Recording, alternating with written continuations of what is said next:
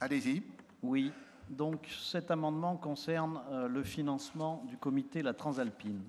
Le projet de liaison ferroviaire à grande vitesse Lyon-Turin a été imaginé dans les années 80, à une époque où la quasi-totalité du monde politique pensait inéluctable une croissance indéfinie des échanges commerciaux entre l'Italie et la France. Depuis, la finitude de la planète et de ses ressources s'est imposée, et les bouleversements introduits par la mondialisation de l'économie, avec l'émergence rapide des pays asiatiques notamment, ont entraîné une inflexion très forte des courants d'échange de marchandises, à la baisse sur le corridor transalpin Lyon-Turin, comme le prouvent les statistiques d'Alpinfo par exemple. 19 millions de tonnes de marchandises transportées en 2012 par la route et 3,4 millions par le rail. La réalité observée est donc une stagnation des trafics de marchandises de 94 à 98, puis une baisse depuis, avec un trafic actuel total de 22 millions de tonnes par an, inférieur à celui de 1988. Les promoteurs du projet parlaient plutôt de 41 millions de tonnes à échéance 2020. Nous en sommes loin. Et pourtant, les données de base socio-économique de cet investissement majeur, prévu sur fonds publics à hauteur, selon la Cour des comptes, de 26 milliards, n'ont pas été révisées. L'enquête publique de 2012 sur les accès français tablant encore sur des taux de croissance importants, mais totalement irréalistes. Le projet Lyon-Turin est donc actuellement dépourvu de toute pertinence, surtout lorsqu'on observe que la part modale du fret par rail continue de baisser sur la ligne du Mont-Cenis, pourtant rénovée en 2012 et mise au gabarit GB1.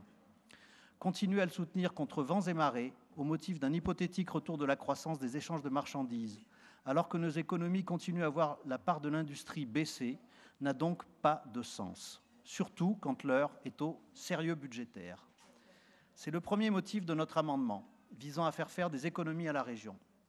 Économies qui ne devraient pas concerner que la cotisation annuelle à la Transalpine, mais aussi la mise à disposition gratuite de locaux pour un montant de 67 284 € par an, divers matériels de bureau pour plus de 13 000 € et un cadre A détaché, ce qui fera l'objet demain d'un rapport de commission permanente. Au total, la région finance donc la Transalpine à hauteur d'au moins 200 000 € par an. 200 000 € par an, depuis quand et pour combien de temps? Jusqu'en 2035, date annoncée de mise en service pour ceux qui croient encore à ce projet pharaonique. On dépasserait alors les 5 millions d'euros. Est-ce inclus dans les 900 millions d'euros que la région s'est engagée à financer dans un protocole de 2007 sans doute caduc? Caduc car d'autres collectivités renâclent à payer, alors que les États continuent à tergiverser pour payer leur quote-part d'un projet devenu inutile. Le financement de ce projet est donc autant contesté que sa réalisation. Réalisation d'ailleurs impossible pour la LGV Voyageurs, vu le courrier officiel du préfet de l'Isère confirmant que l'arrêté classant la LGV PIG, ce n'est pas de l'anglais, ça veut dire projet d'intérêt général, était caduc depuis juillet 2013. Notre conseil régional doit-il financer ce lobby, même pour 1 €? C'est le deuxième motif de notre amendement, car là, il y a un vrai problème d'éthique en politique. Depuis 1991, ce projet est ardemment soutenu par ce comité dit La Transalpine.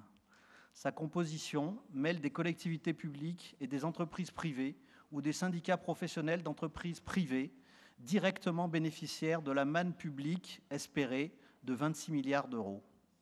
On y retrouve le Gotha de la finance, les fédérations du BTP et des travaux publics, des tunneliers, le MEDEF, Bouygues, les chambres de commerce, la SNCF, des cimentiers. La présidence est assurée par M. Ribou, patron de Danone. Ce mélange des genres, dans un gigantesque projet mal piloté selon la Cour des comptes, pose de vraies questions quant à l'ampleur du lobbying auquel sont ainsi soumis les collectivités publiques. Il doit y avoir séparation stricte entre bénéficiaires d'un projet public, quel que soit son intérêt, et les décideurs publics dont nous sommes, à ce jour, encore partie prenante.